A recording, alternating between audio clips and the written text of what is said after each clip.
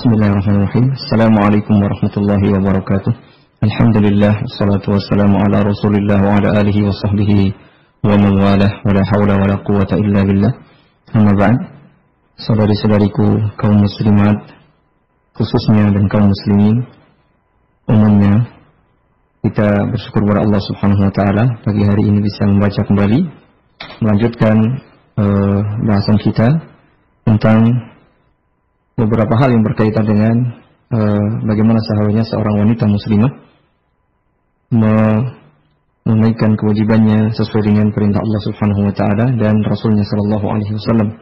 Pada kesempatan kali ini kita masih melanjutkan pembahasan tentang seorang wanita ketika sudah menjadi istri bagi suaminya. Ada bab pagi hari ini yaitu tentang istri yang sabar dan membuat suaminya juga bersabar, artinya berusaha menyabarkan sang suami ketika mendapatkan ujian. Jadi jangan sampai kemudian membuat suami justru tidak bersabar. Di sini disebutkan kisah tentang Ummu Sulaim radhiyallahu anha yang kemarin juga pernah kita baca riwayat pernikahan beliau yang menjadikan maharnya yaitu keislaman sang suami. Mari kita lihat salah satu kemuliaan dan keutamaan beliau dan juga keteladanan beliau yang luar biasa sebagai seorang muslimah. Keteladanan beliau salah satunya dalam hal kesabaran dan dalam membuat suaminya juga bersabar.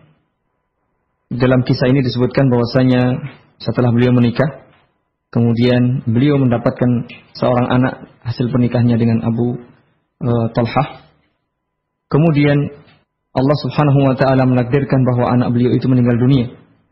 Kemudian beliau pun bersabar atas musibah yang menimpa dirinya.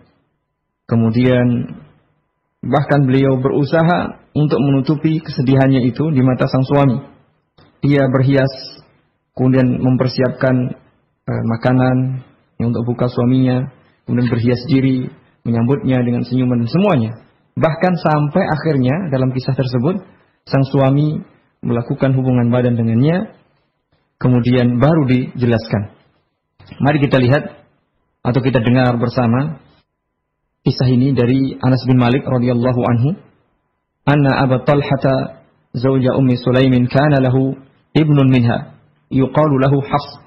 Abu Talhah mendapatkan seorang putra dari Ummu Sulaim, yakni hasil perkawinannya dengan beliau, yang diberi nama Hafs. Ghulamun qad tara'ra'a, yakni saat itu sedang sakit. Artinya, bukan sakit ini sebelumnya. Naam, tidak sehat begitu ya. Fa asbaha Abu Talhah wa huwa sha'imun fi ba'di shughlihi. Kemudian Abu Talhah suatu hari ketika dia anaknya sakit itu, dia pergi di pagi hari dalam keadaan dia berpuasa untuk bekerja. Fa'aqbalat Ummu Sulaim ala dhati baitiha fa kharaja al-ghulamu yal'abu ma'a sibyan. Kemudian anak tersebut bermain bersama teman-temannya. Falamma ja'a al-ghulamu al-ghutata iddaja'a ala firasin muzammalin qatifun lahum. Kemudian pada sore harinya atau pada siang harinya anak itu pulang kemudian menuju ke tempat tidurnya. Falamma shara'at Ummu Sulaim ghada'a baitiha, ketika Ummu Sulaim mempersiapkan untuk makan siang, ja'alat tasrukhu tunadihi fala yastajibu laha. Kemudian setelah beliau memanggil putranya tadi, ternyata putranya tadi tidak menjawabnya. Falamma ra'at hadha sya'nuhu kashafat an wajhihi fawajadathu qad qubida fi manamihi. Ketika dia melihat ke tempat tidurnya, kemudian membuka selimut, membuka wajahnya yang tertutup selimut, ternyata anaknya sudah meninggal dunia. Artinya, tadi ketika bermain, kemudian balik lagi tidur, kemudian ditinggal menyiapkan makanan, dipanggil tidak menjawab, setelah dilihat, ternyata sudah meninggal dunia di tempat tidurnya. Fazammalathu kahayatihi, kemudian beliau menyelimutinya sebagaimana yang di awal. Wa aqbalat ala dhati baitiha, hatta idza amsat ja'a zawjuha Abu Talhah. Sore harinya Abu Talhah sang suami datang dari bekerja, faqarrabat lahu fitrahu Kemudian sebagai seorang istri tentu mempunyai kewajiban mengetahui sang suami berpuasa. Tentu dengan segera beliau menyiapkan, menyediakan hidangan makanan untuk buka puasa. Faqala ud'i ibni Hafsan ya'kul ma'i. Abu Talhah meminta kepada sang istri supaya memanggil anaknya agar bisa makan bersama-sama. Kemudian Ummu Sulaim menjawab, innahu qad faragha. Dia sudah selesai. Falamma faragha syaihu min fitrihi danat minhu. Selesai makan, sang suami, begitu suaminya sudah selesai makan, maka Ummu Sulaim tidak langsung memberitahu keadaan putranya, tapi beliau mendekat. Ya, begitulah sebagai seorang istri hendaknya menyambut sang suami dengan sebaik-baiknya, menyiapkan hidangan makanan, berhias, kemudian mendekat, dan akhirnya mungkin bahasa kita merayu gitu ya. Hatta idza asaba ma yusibu ar-rajul min ahlihi wa faragha qala. Kemudian akhirnya singkat cerita, karena seharian berpuasa juga, mungkin sekalian berbukanya, Jadi begitu setelah berbuka makan, maka beliau berhubungan badan dengan sang istri. Begitu selesai, baru kemudian Ummu Sulaim menjelaskan, ya Abu Talhah, wahai sang suami, wahai suamiku, ara'aita law anna rajulan a'araka 'ariyatan. Apa pendapatmu atau bagaimana menurutmu bila seseorang meminjami barang kepadamu, fastamta'ta biha zamanan, kemudian kamu menggunakannya atau memakainya untuk beberapa lama, wa qarrat biha 'ainuka, membuat dirimu senang dengan pinjaman itu, summa badalahu an yantazi'aha minka, kemudian ternyata yang punya barang, yang meminjami barang kepadamu itu ingin mengambilnya kembali, akunta wajidan alaihi fi nafsik, apakah engkau akan marah bila barang pinjamannya, barang yang dipinjamkan kepadamu itu akan diambil kembali? Qala, tentu saja Abu Talhah mendengar pertanyaan dari sang istri seperti itu menjawab, la wa abiki idzan laqad zalamtu. Ya tentu tidak. Kalau saya marah berarti saya berbuat zalim. Qala, sang istri menjawab, fa inna ibnaka Hafsan a'arakahu Allahu 'azza wa jalla ma syaa. Sesungguhnya Hafs, putramu itu merupakan pinjaman dari Allah Subhanahu wa taala sesuai dengan kehendaknya. Summa qad badalahu an yantazi'ahu wa huwa ahaqqu bihi. Dan sudah sampai saatnya untuk diambil kembali, dan tentu saja Allah Subhanahu wa taala lebih berhak untuk mengambilnya. Mendengar ucapan sang istri, beliau menjawab, inna lillahi wa inna ilaihi raji'un. Sesungguhnya kita ini semuanya milik Allah dan hanya kepadanya kita akan kembali. Thumma qama fajahhaza hatta faragha minhu. Falamma asbaha zakara dzalika li Rasulillah sallallahu alaihi wasallam. Pagi harinya kemudian beliau berdua menjelaskan kejadian yang terjadi kepada Rasulullah sallallahu alaihi wasallam. Kemudian beliau bersabda, Allahumma barik lahuma fi lailatihima. Ya Allah, berkailah mereka berdua pada malam mereka berdua, artinya ketika mereka melakukan jima, ini hubungan badan. Rasulullah sallallahu alaihi wasallam mendoakan agar diberi keberkahan atas jima yang mereka lakukan. Akhirnya dari hasil hubungan badan itu Ummu Sulaim pun hamil, kemudian singkat cerita melahirkan, dan kemudian meminta kepada sang putra, yakni Anas bin Malik, untuk membawa bayinya itu kepada Rasulullah sallallahu alaihi wasallam. Kemudian beliau mentahniknya dan memberinya nama. Kemudian beliau bersabda, mentahniknya dengan kurma, kemudian beliau memberinya nama Abdullah. Kemudian beliau bersabda, hubbul ansari at-tamar, bahwa kesukaan orang-orang Ansar adalah at-tamar. Dari kisah dari Anas bin Malik radhiyallahu anhu ini berkaitan dengan seorang istri, kesabaran seorang istri yaitu Ummu Sulaim, bisa kita petik beberapa faedah. Di antaranya, seorang istri hendaknya sabar dalam menerima ujian dari Allah Subhanahu wa taala. Di antaranya ketika mendapati putranya diambil kembali oleh Allah Subhanahu wa taala. Mari kita lihat, biasanya yang namanya orang yang paling tidak sabar adalah wanita. Dapat sedikit musibah saja biasanya sudah bingung, apalagi mendapat musibah dengan kematian anaknya. Tetapi lihat teladan utama di sini, seorang sahabiat yang mulia, Ummu Sulaim, begitu tegar, begitu tabah, dan begitu pasrah bahwa semuanya ini dengan kalimat tadi ketika berkata kepada sang suami menunjukkan betapa beliau ini mempunyai keimanan, ketakwaan, dan ketauhidan yang luar biasa. Ini hendaknya dijadikan teladan bagi kita semuanya, khususnya bagi para ummahat, bagi para wanita muslimah, baik yang sudah menikah maupun belum, baik yang sudah punya putra atau belum. Intinya, seandainya atau jika Allah Subhanahu wa taala memberikan musibah kepada kita, hendaknya kita sudah bersiap-siap. Ada teladan baik dalam hal ini, yaitu di antaranya seorang sahabiat Ummu Sulaim. Kemudian yang kedua, dia juga seorang istri yang cerdas. Artinya betul-betul tahu bagaimana menjadikan sang suami juga bersabar. Seorang istri ketika mendapatkan musibah atau mendapatkan sesuatu atau mempunyai atau melihat atau terjadi peristiwa yang besar, hendaknya pandai-pandai dalam menyampaikan. Jangan kemudian suaminya datang belum apa-apa sudah diberi berita yang mengagetkan. Nah, subhanallah, ini menunjukkan kecerdasan ya seorang istri. Seorang istri hendaknya cerdas. Ya, karena apa? Kita lihat di sini, seorang istri biasanya emosional. Perasaannya begitu ada langsung bingung langsung ini. Tapi lihat bagaimana Ummu Sulaim, seorang wanita yang cerdas, pandai mencari waktu yang tepat. Ya, pandai mencari kondisi yang pas sehingga sang suami pun tidak marah. Sang suami juga tidak kaget dan subhanallah, dia pun bisa menerima dengan baik. Kemudian yang ketiga, seorang istri hendaknya betul-betul melaksanakan kewajiban kepada sang suami dengan baik. Perhatikan, dia mestinya disibukkan untuk mengurus jenazah anaknya. Jelas dia sibuk karena tadi dia ngurus ini itu, tapi karena besarnya hak sang suami atas dirinya, meskipun dia sibuk ngurus ini ngurus itu, ya, tetapi tetap melaksanakan kewajibannya, menyediakan makanan buat sang suami, kemudian berhias untuk sang suami, menyambut suami dengan sebaik-baiknya, sehingga sang suami tertarik, sehingga sang suami senang. Bahkan tadi dalam kisah disebutkan, akhirnya beliau pun menggauli dirinya. Ini menunjukkan betapa seorang wanita hendaknya memperhatikan kewajiban utamanya, yaitu menaati suami, memberikan pelayanan dan hak sang suami dengan sebaik-baiknya. Jangan karena alasan ini dan itu, sibuk ngurus ini, ngurus anak, ngurus itu, kemudian lupa untuk mengurusi sang suami.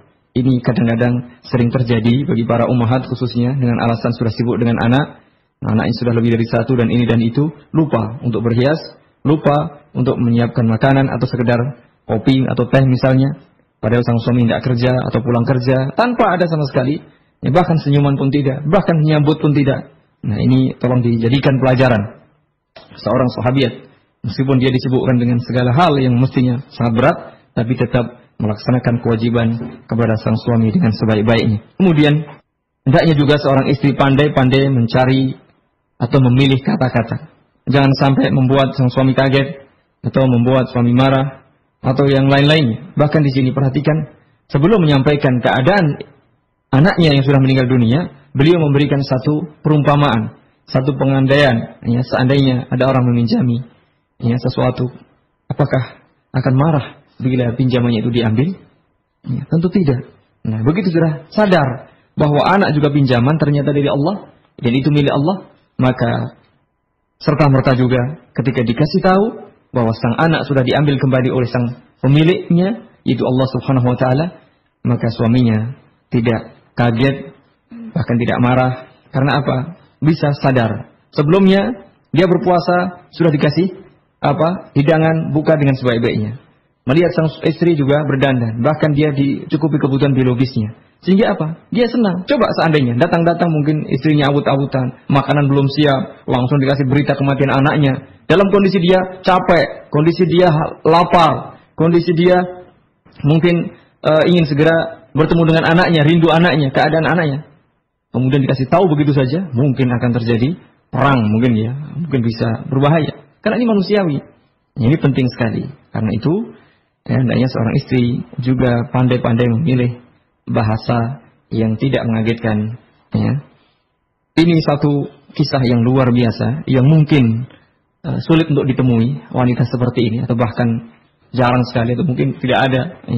Allah Ta'ala alam yang betul-betul bisa seperti ini. Karena memang berat. Tetapi bukan berarti kemudian alasan itu kan sahabat. Kita kan bukan. Oh iya, sudah tahu kalau itu. Artinya begini, jadikanlah sebagai teladan.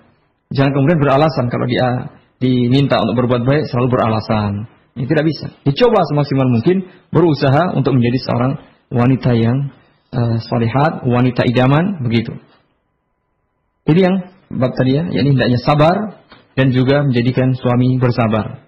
Ini demikian.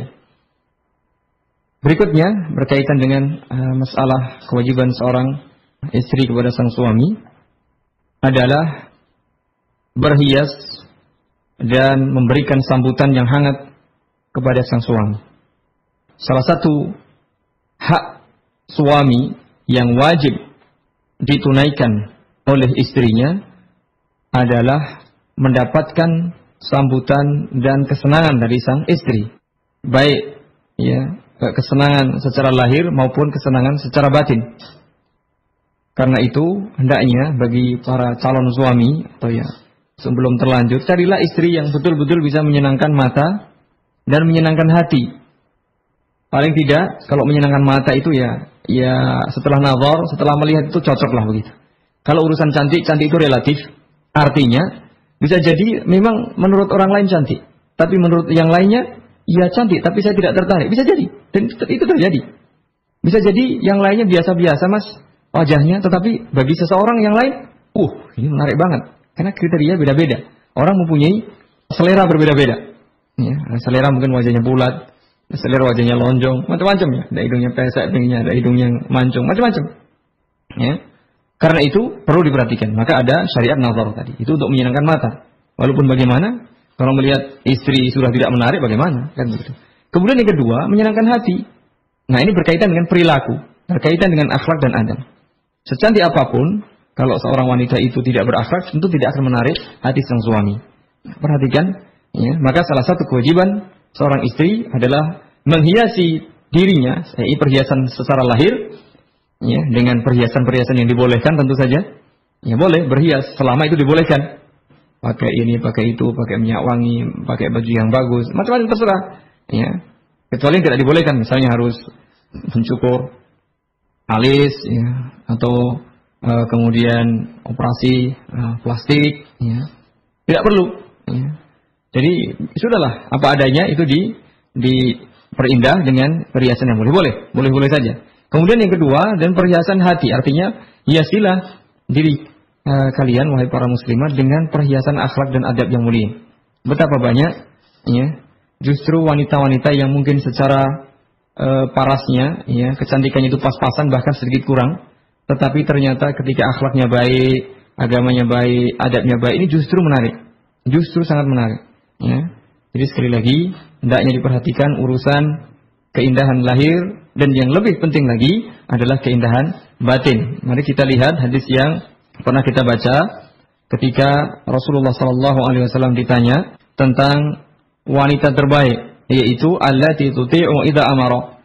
Wanita terbaik adalah wanita yang taat kepada sang suami. Diperintah apa saja taat. Ini artinya menyenangkan hati suami. Dari sisi apa? Dari sisi hatinya, adabnya, perilakunya. Wa tasurru idza nadhara, dan menyenangkan bila dilihat. Nah ini dari sisi perhiasan lahiriah. Kalau tadi urusan batin, hatinya baik. Kemudian yang jadi menyenangkan hati. Ya. Kemudian yang kedua, menyenangkan matanya. Ini penting. Ini dua-duanya ini tolong diperhatikan. Ya. Jadi meskipun yang paling, maka ketika wanita dinikahi itu karena 4, karena kecantikannya, hartanya, keturunannya, dan agamanya. Ya. Jangan hanya diambil agamanya. Tapi kalau bisa semuanya. Tetapi yang paling utama dan sebagai penentu adalah agamanya. Bukan berarti yang lain tidak diperhatikan. Diperhatikan. Ya, jangan bagi yang laki-laki jangan terlalu rendah seleranya. Artinya yang penting perempuan, jangan. Perempuan nanti tidak menarik, ya tetap nanti berbahaya. Membuat seseorang tidak suka karena namanya manusia tetap ada sisi kebosanan. Ya, ada saat-saat tertentu merasa bosan. Nah, oleh karena itu hendaknya itu diiringi dengan hal-hal yang lain sehingga bisa menutupinya. Di antaranya tadi dengan seorang istri hendaknya pandai berdandan baik lahir maupun batinnya. Ya. Seorang wanita memang banyak kekurangannya. Kalau hanya dipoles, dipermak lahirnya saja, tapi kalau batinnya tidak diperbaiki, tidak akan pernah menarik.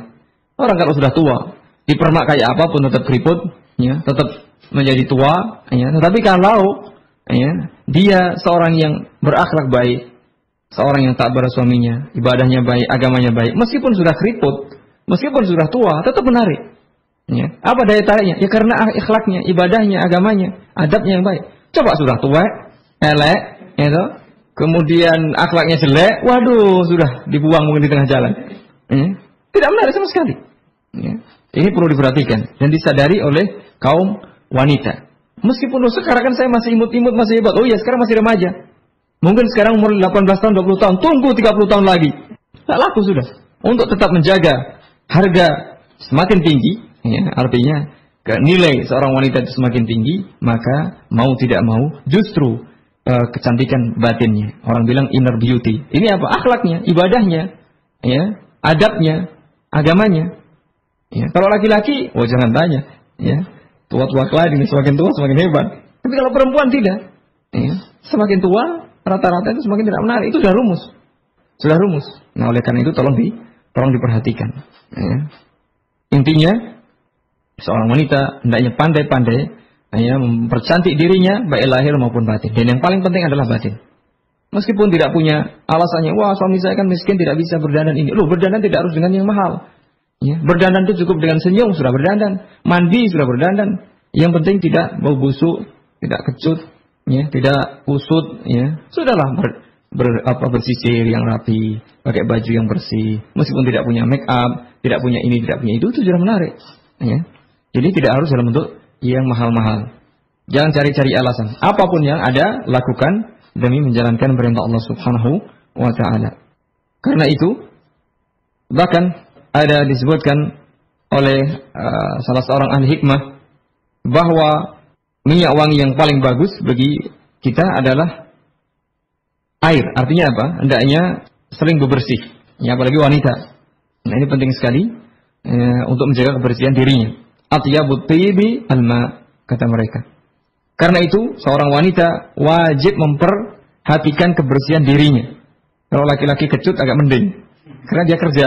Habis kerja pulang rumah kecut bau busuk, ya wajar lah karena keringatan. Ya. Tapi kadang-kadang justru itu yang menarik. Tapi kalau kemudian seorang laki-laki yang masih capek tadi ya, pulang kerja, kemudian dia lelah, dia ingin diperhatikan, ingin disambut, ingin disiapkan hidangan makanan minuman. Sampai di rumah istrinya kecut, tidak ada makanan, tidak ada sambutan, cemberut, ya rumah masih berantakan, anak-anak menangis, artinya cuma marah-marah. Waduh, ini pinginnya nggak kembali. Pengen balik lagi aja lah, di luar mendingan. Apa fungsi rumah kalau seperti itu? Nah ini hendaknya juga dicermati oleh seorang wanita. Hendaknya menjaga kebersihannya. Sudah tahu, suaminya yang pulang, hendaknya siap-siap. Kemudian banyak-banyak mandi, artinya banyak berbersih. Kemudian berpenampilan yang rapi. Kalau punya minyak wangi, ya pakai minyak wangi. Ya, selama tidak ada laki-laki yang lain di rumah itu. Ya, dan seterusnya dan seterusnya. Artinya mohon diperhatikan dari sisi penampilan lahiriah. Walaupun bagaimana, namanya laki-laki, meskipun sudah berusaha untuk menundukkan pandangan, apalagi pada zaman kita saat ini, ya, kalau kita nundukkan pandangan terus, nubruk sana, nubruk sini, malah kecelakaan nanti. Artinya, maksud saya, kita di jalan, kita sudah menundukkan pandangan, tapi bagaimana? Kenyataannya seliweran terus. Ya, kita noleh ke kanan, di kanan lebih banyak. Noleh ke kiri, di kiri juga sama. Ya, kalau tunduk, ya, nanti nubruk mobil. Di depan, lihat depan juga sama. Di jalan itu Masya Allah. Nah, kalau menyadari kondisi kita seperti itu, hendaknya seorang istri lebih memperhatikan lagi. Lebih menyadari bahwa godaan suami saya di luar itu lebih banyak. Karena itu, hendaknya dia lebih bisa berpenampilan yang baik. Jangan sampai justru kemudian ogah-ogahan, ya, tidak mau berdandan. Kalau demikian, jangan heran kalau kemudian sang suami mencari ya, wanita idaman yang lain. Kalau wanita idaman yang lain ini kemudian dinikahi secara resmi tidak masalah. Ya, tetapi kalau kemudian ya tidak dinikahi dengan secara resmi ini yang berbahaya. Jadi walaupun bagaimana tetap penampilan lahiriah itu penting. Kemudian juga yang lebih penting lagi adalah penampilan batinnya. Kemudian yang terakhir, bab di sini disebutkan oleh penulis berkaitan dengan kewajiban seorang wanita kepada sang suami. Tarkut talaffuz bil kalimatil makruhah, yakni talliqni. Diusahakan untuk tidak mengucapkan satu kata atau kalimat yang tidak disukai, yaitu ceraikan aku saja. Ini termasuk kata-kata yang harus tidak diingat, ya, harus tidak dihafal oleh seorang wanita, yaitu ceraikan aku saja. Jadi jangan sampai terucap oleh seorang wanita. Khususnya ini dan juga kata-kata yang lain. Khususnya jangan sekali-kali seorang wanita meminta cerai kepada sang suami kecuali memang ada alasan-alasan yang dibenarkan oleh syariat.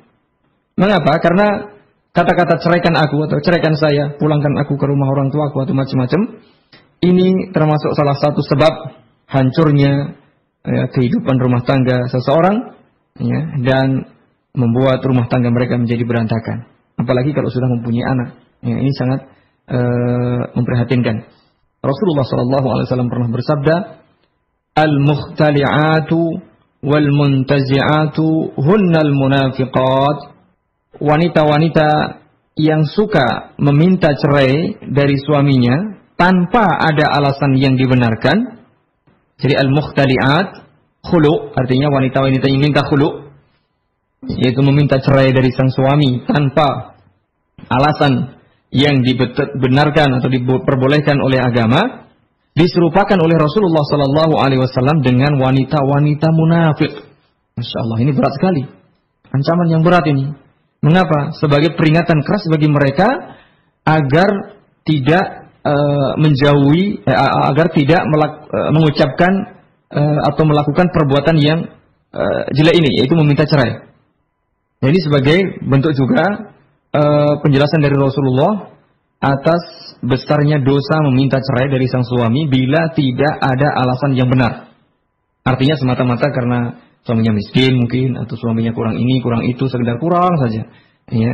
Ini jelas-jelas merupakan perbuatan yang dosanya sangat besar, dan ini merupakan ancaman yang keras bagi seorang wanita yang suka meminta cerai atau khulu bahasa kita.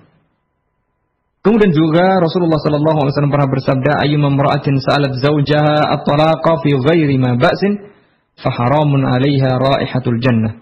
Setiap wanita yang meminta cerai dari suaminya karena alasan yang tidak dibenarkan, jadi alasannya itu dibuat-buat saja atau alasannya sebenarnya tidak dibenarkan oleh agama, maka ancamannya sangat berat. Faharamun 'alaiha raihatul jannah, tidak akan mendapatkan harumnya bau surga, atau diharamkan baginya ya, aroma bau surga. Harumnya saja diharamkan, artinya dihalangi, tidak diberikan.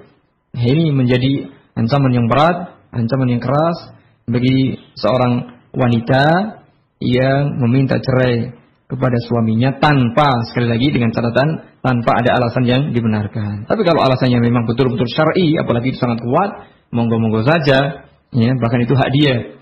Ya, apalagi dalam rangka menjaga agamanya, ya, menjaga kehormatan dirinya misalnya, maka dalam hal ini justru dibenarkan. Misalnya suaminya kemudian murtad, wah ini jelas, atau suaminya sudah menjadi ahli maksiat, tidak bisa dipertahankan lagi, dan seterusnya, dinasihati tidak mau, coba diadakan islah tidak selesai, ya, maka ini urusan lain. Karena itu fayajibu 'alal mar'atil muslimati an tasuna lisanaha an hadhil kalimatil makruhah. Setiap wanita muslimah hendaknya atau bahkan wajib, kata beliau, menjaga lisannya dari kata yang dibenci ini, yaitu kata-kata cerai. Fa innaha la ta'manu an yakuna zawjuha fi thawrati ghadabin fatandaliqu minhu tilkal kalimah fayanhadimu dhalikal bait al-amin li talabin madmumin, ya, wafaqa thawrah ghadab.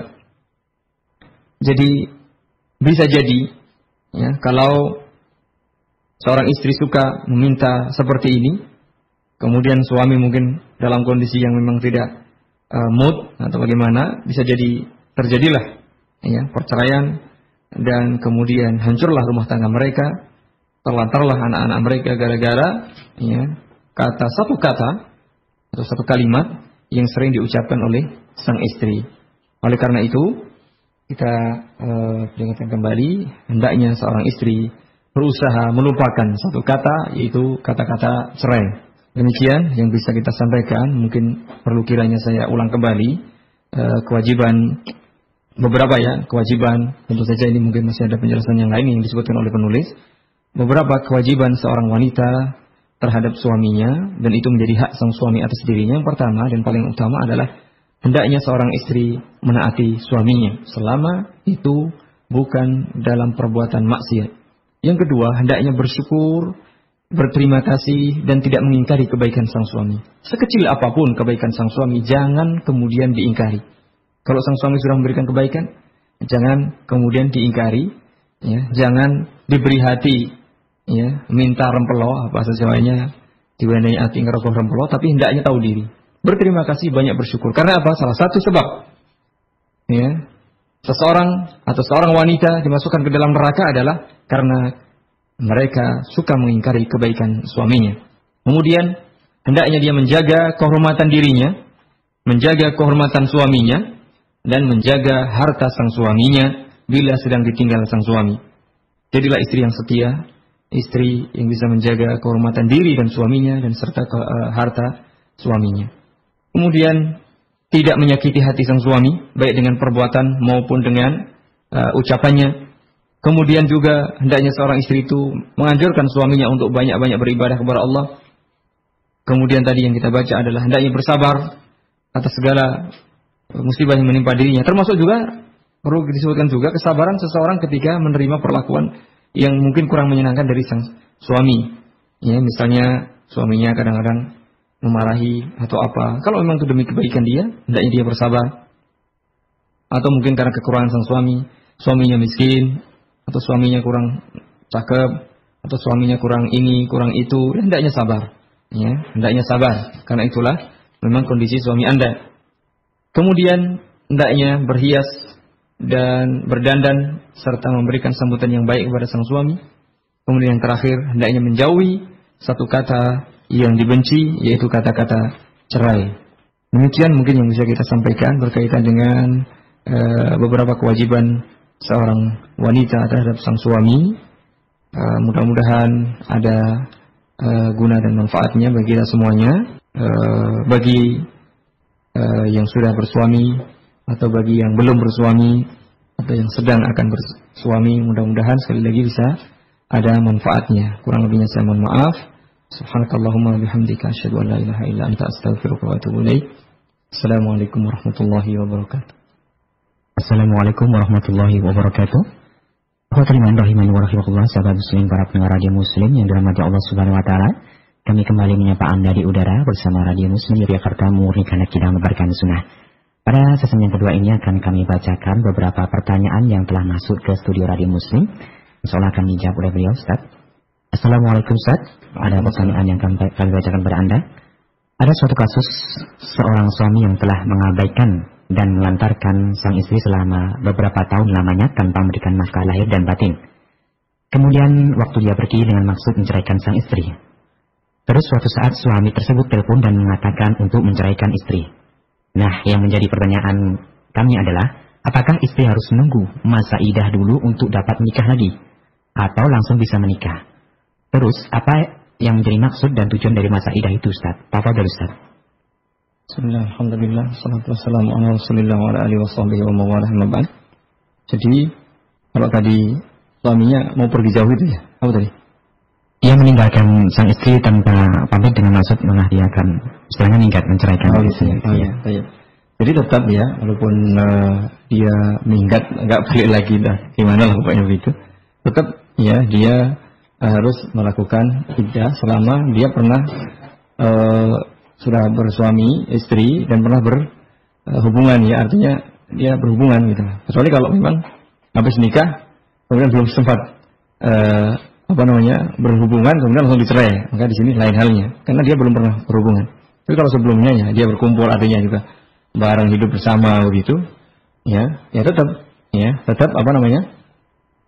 tetap melaksanakan idahnya, meskipun mungkin sudah suami kemungkinan besar nggak balik lagi begitu ya. Tetap ya, karena yang pertama ini perintah dari Allah Subhanahu Wa Taala, jelas kita melaksanakan perintah Allah. Kemudian salah satu hikmahnya adalah untuk melihat apakah nanti sang istri itu hamil atau tidak di antaranya. Jadi kan ketahuan. Kalau nanti misalnya ada anak gitu, oh ini jadi jelas ini anak sang suami, sehingga nanti penasapan anak itu juga jelas, ya, tidak campur aduk begitu.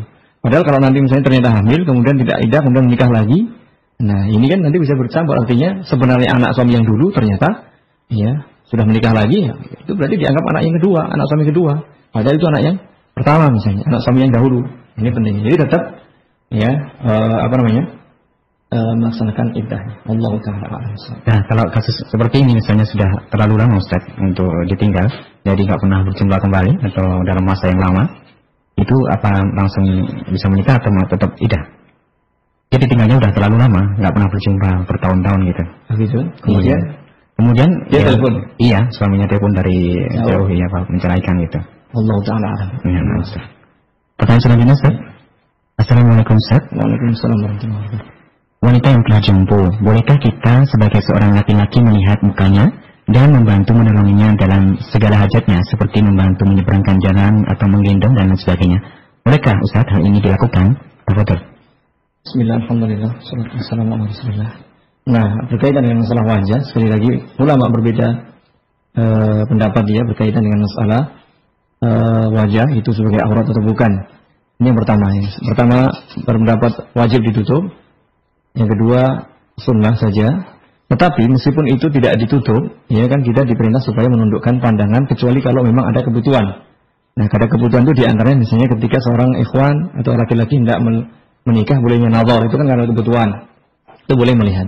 Nah, di luar itu bagi wanita-wanita yang sudah jompo artinya ya tetap kalau kita meskipun jompo kalau melihat kemudian timbul syahwat ya itu sudah boleh, ya kan? Tapi secara umum ya kalau memang ada kebutuhan tidak masalah, apalagi wanita ini jompo. Kita melihat, memberikan bantuan, ya. Tapi kalau masalah gendong-menggendong ya kita lihat dulu. Kita memang betul enggak harus digendong tidak. Kalau tidak digendong tidak apa-apa, jangan digendong. Karena ini masalah. Betapa ada kasus seorang laki-laki itu ya, memang secara umum tidak menarik wanita jompo orang tua itu secara umum, tetapi secara kasuistis orang per orang bisa jadi orang punya kelainan dia tidak suka pada wanita cantik, dia sukanya pada wanita yang jompo, ada.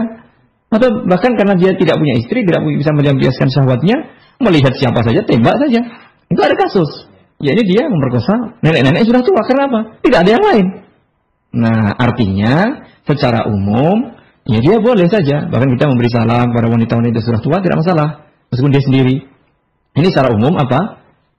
Memang tidak menarik. Tetapi ya tentu saja untuk kasus-kasus tertentu, artinya bagi orang-orang yang itu berbahaya, mungkin punya kelainan tertentu ya jangan. Tapi secara umum boleh mengucapkan salam, memberikan bantuan, ya. Tapi kalau urusan gendong-menggendong ya dilihat dulu, artinya itu butuh-butuh digendong tidak. Kalau menyeberangkan jalan kan tidak digendong misalnya. Kalau dia tidak bisa jalan, nah mungkin ya. Atau sulit, dia hanya merangkak misalnya, sementara ada banyak kendaraan, nah itu urusan lain. Ya mungkin karena wanita sudah jompo. Kalau itu kan bukan mahram kita. Tapi kalau itu saya kira pertanyaan sih yang bukan mahram ya. Seperti itu. Insya Allah tidak masalah selama aman dari fitnah, sekali lagi ya. Jadi antum betul-betul bisa menjaga diri kalau memang kondisinya membutuhkan. Allah Ta'ala a'lam. Nah, satu pertanyaan lagi. Ustaz, bagaimanakah kita sebagai seorang istri menghadapi perilaku suami yang terkadang dia tidak kontrol dalam memberikan nasihat pada kami? Terkadang dia memukul atau membabi buta dan lain sebagainya. Apakah kami boleh mengajukan cerai kepada ikhwan ini? Bismillah, alhamdulillah, salatu wassalamu ala rasulillah. Memang dalam hidup ini setiap orang punya karakter berbeda-beda. Ada orang punya temperamen tinggi, ya, ada yang begini begitu. Sementara mungkin sang istri bawaannya sangat perasa, halus, punya suami yang temperamen, gampang marah, gampang mukul dan seterusnya. Islam sesungguhnya sudah memberikan solusi. Artinya jika ada perselisihan pendapat, ya, itu dikembalikan kepada Allah dan Rasulnya, artinya dikembalikan kepada ajaran Islam, termasuk dalam urusan suami istri, semuanya sudah ada. Jadi ini dan itu tuh sudah ada. Nah, tergantung kita, masing-masing hendaknya bisa menyadari dan tahu diri. Seorang suami yang punya temperamen tinggi, artinya mudah marah, mudah ini, mudah itu, hendaknya menyadari bahwa istri adalah amanah dari Allah Subhanahu Wa Taala. Jangan membabi buta, apalagi asal pukul. Ini tidak boleh. Bahkan memukul itu pada dasarnya diperbolehkan, tapi memukul yang sifatnya mendidik. Dan itu pun nanti ada tahap-tahapnya, kapan kita memukul istri. Kemudian juga, mana yang dipukul. Ya, tidak boleh memukul wajah misalnya. Atau tidak boleh memukul tempat-tempat yang berbahaya. Kemudian tidak boleh melukai, menimbulkan bekas. Ini juga penting, jadi jangan asal gitu loh. Mentang-mentang suami, ya, kan boleh memukul, kemudian mukulnya pakai pentung, ya, ini tidak boleh. Jadi harus diperhatikan, intinya kembali kepada agama. Ini pertama. Jadi hendaknya berilmu, hendaknya belajar. Tidak ada istilah terlambat. Misalnya kami sudah terlanjur menikah, ya belajarlah untuk menjadi suami yang baik, belajarlah untuk menjadi seorang istri yang baik.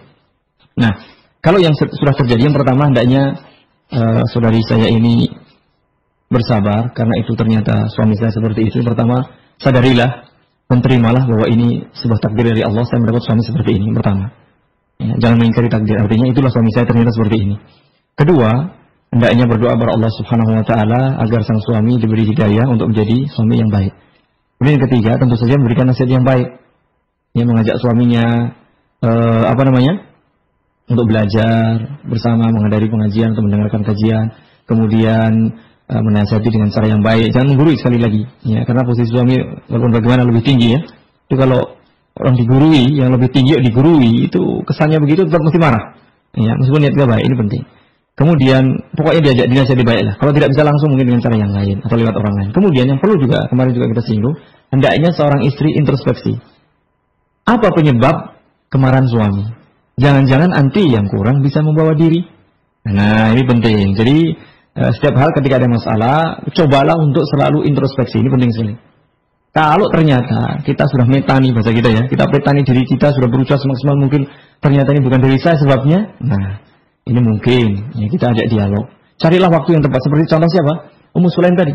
Betul-betul bisa membuat suami yang mestinya marah itu menjadi subhanallah, jadi mesra, jadi harmonis, bahkan berhubungan badan, dikaruniai putra yang diberkahi, yang didoakan keberkahan oleh Rasul sallallahu alaihi wasallam.